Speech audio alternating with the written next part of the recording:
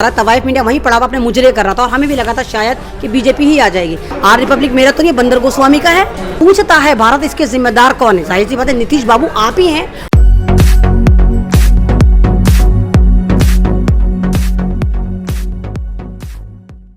एक बात बताइए, ये एग्जिट पोल जब बिहार में इलेक्शन नहीं होता तो आपने देखा होगा जितने स्ट्रीम मीडिया था वहीं पड़ा हुआ था, ये सारा तवाइफ मीडिया वहीं पड़ा हुआ अपने मुजरे कर रहा था और हमें भी लगा था शायद कि बीजेपी ही आ जाएगी।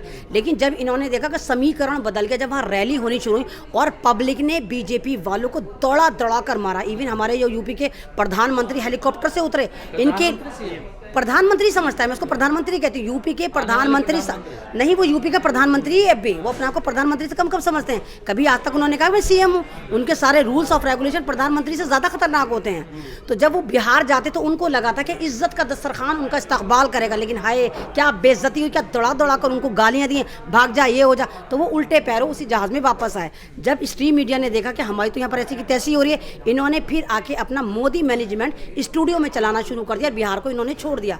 रही बात एग्जिट पोल की, तो एग्जिट पोल भी यही दे रहे हैं, हम तो नहीं दे रहे, तो अपना ही देंगे कि मोदी जीत रहा है। लेकिन कुछ चैनल, इन्हीं के चैनल, इवन आर रिपब्लिक भी कह रहा है कि तेजस्वी यादव बढ़त बनाए हुए हैं और सीएम दौड़ में है। आर रिपब्लिक मेरा तो नहीं, बंदर गोस्वामी का है, वो तो नहीं कह रहा बीजेपी जीत रही है।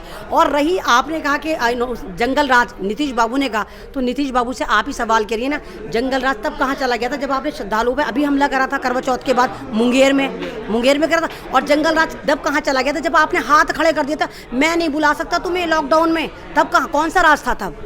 वो राष्ट्रवाद थे आप। और तब जंगल राज कहाँ चला गया था? अभी आप देखिए कितने धड़ाधड़ वहाँ रेप हो रहा है। अभी 21 अप्रैल में भी एक मुसलमान लड़की को यादव लड़के ने जला के उसके घर में मारा, लेकिन इन्होंने दबा दिया।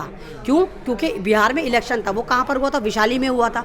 तो अगर आपका इतना अच्छा राज है तो फिर आप वहाँ पर काबू क्यों नहीं पा रहे? और लोग पागल नहीं हैं। तो क्या क्या लगता है आपको, तेजस्वी इन पे सब पे भारी पड़ गया क्या? वहाँ पर धर्म का, जात का, हिंदू मुस्लिम का मुद्दा नहीं चला? नौकरी इस बार तेजस्वी का जो इस बार जो इलेक्शन मांगा है तेजस्वी ने, वो पहली बार ना कास्टिज्म पे मांगा ना किसी पे मांगा, उसने रोजगार पे, भारतीय पे मांगा। कोई कास्टिज्म नहीं चला, कुछ बिहार में देखा ही नहीं गया।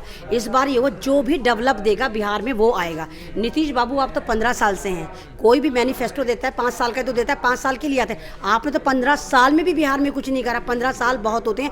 आप आराम से बिहार को अमेरिका बना सकते थे। अमेरिका ना बनाते, नोएडा बना देते, गुड़गांव बना देते।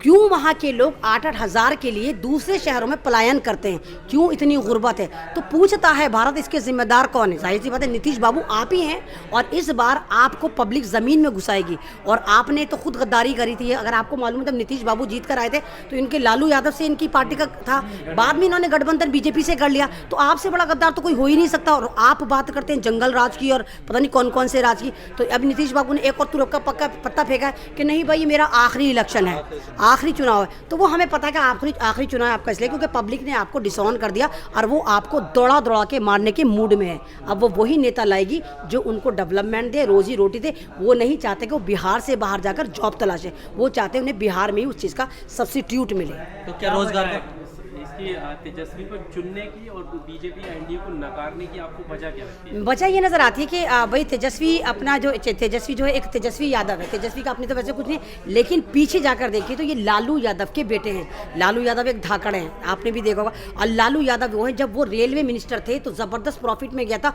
और MBA में लालू यादव को सिलेबस में डाला गया था। अमेरिका से रिसर्च करने आए थे, वो थे लालू। तो उनके बेटे हैं, इसलिए लोग इनको पसंद कर रहे हैं। और एक युवा हैं, ये नहीं कह रहे कि भाई मैं मंदिर बनवाऊंगा, मस्जिद बनवाऊंगा, ऐसा कुछ नहीं कह रहे। उन्होंने कहा 10 लाख जॉब दूंगा। तो नीतीश बाबू के आग लग गई, हमारी स्मृति ईरानी पहुंच गई कि तुम कहां से दोगे। उससे आप पूछो, तेरी सरकार ने तो 2 करोड़ की बात करी, तू उसकी बात क्यों नहीं करती?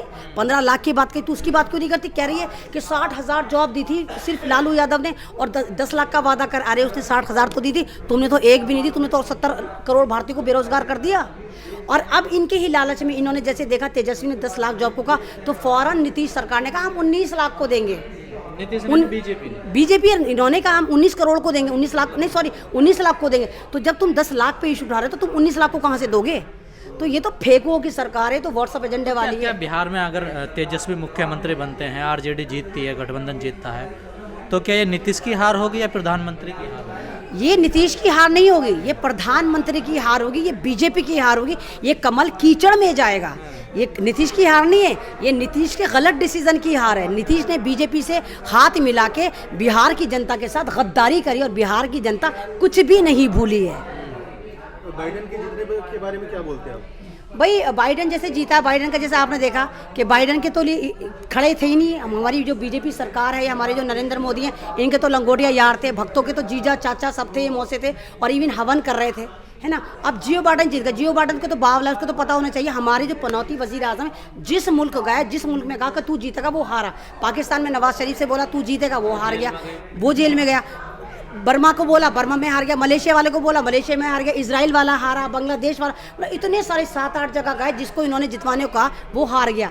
अब हमारे ट्रम्प को पता नहीं है, ट्रम्प तो बेचारा बिजनेसमैन है, एक आपने देखा होगा डांसर टाइप का आदमी है, उसको ये थोड़ी पता कि पनौती वजीर आजम है भारत का। जैसे इन्होंने कहा अब की बार ट्रम्प सरकार, ट्रम्प बस उसी दिन पानी में चला गया, उसी दिन उसकी उल्टी गिनती शुरू हो गई। नहीं तो आप अमेरिका का इतिहास उठाकर देखिए, अमेरिका में आज तक भी कोई प्रेसिडेंट एक बार नहीं है, 2 बार लट होते, 2 बार। ये तो पहली बार ऐसा हो रहा है 350 साल में, एक ही बार में चला गया, एक ही बार। और इतने जाहिल है ये गोबर भक्त। कमला हैरिस हिंदुस्तान की मूल निवासी हैं, वो जो वहाँ बनी है, और 350 साल में कोई लेडी वाइस प्रेसिडेंट बनी है। ये उसकी भी मुखालफत करें, क्योंकि गोबर भक्त इनको तमीज़ तो है नहीं कमला हैरिस है कौन, उसकी भी मुखालफत करें, हम इसकी भी करते हैं। और सोचो ना बाइडन इनका हाल क्या करेगा अगर बाइडन हिंदुस्तान आ गया। मुझे तो लग रहा है भगत तो बावले बन जाएंगे। मोदी जी कहेंगे ये भी मेरा बचपन का यार है। मोदी जी ने तो बधाई दी है, फोटो भी शेयर करा बाइडेन। अब तो कहते, मैंने कहा ना कुछ दिन बाद आप ये देखेंगे, ये कहेंगे जियो बाइडन मेरा लंगोटिया यार है। जब ये आते थे तो हम दोनों चाय पीते थे, ये बोलेंगे, क्योंकि तो फेंकू हैं तो कुछ भी फेंक देंगे। क्या उस नारे का पूजा हो रही थी इसको जिताने के लिए कई जगह? ट्रम्प को जिताने के लिए हवन करे गए ना,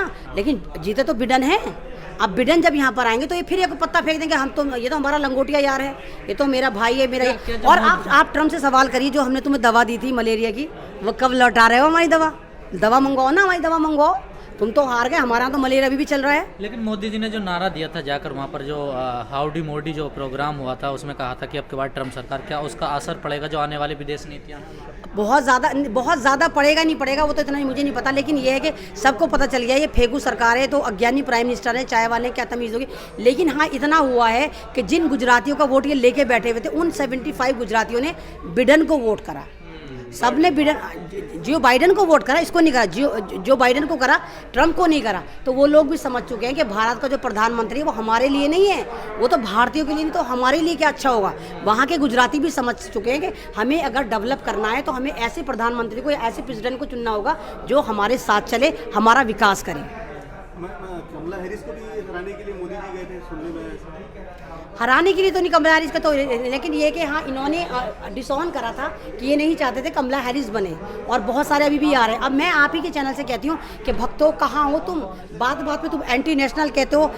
जो बाइडेन ने तो कश्मीर को बोला था 370 गलत है, मैं इस पर कार्रवाई करूँगा, सीए को बोला था। तो अगर हिम्मत है अपने एक बाप से हो तो तुम जाओ अमेरिका पे लगा दो एंटी नेशनल का लगा दो, और जो बाइडेन को भारत में घुसने मत देना, क्योंकि उसने दफ़ा 370 को गलत करार दिया। उसने खुद बोला जो बाइडेन ने अपनी स्पीच में कि भारत में एक ख़ास कम्युनिटी मुस्लिम के ऊपर जुल्म करा जा रहा है दफ़ा ये जो सीएए लाकर, और हम इसका विरोध करते हैं। ये मैंने नहीं बोला, जो बाइडेन ने अपनी स्पीच में बोला था, अभी जो इन्होंने स्पीच करी थी जीतने से पहले।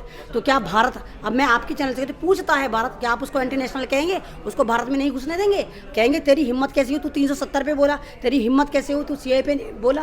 क्योंकि ट्रम्प के साथ तो उनका समझौता हुआ था कि हम कुछ भी करें, तुम कुछ भी करो, तुम हमारे मामले में मत बोलना, हम तुम्हारे मामले में नहीं बोलेंगे। तो ट्रम्प ने कभी नहीं बोला, ना कश्मीर पे बोला ट्रम्प ने, ना सीए पे बोला, कुछ नहीं बोला।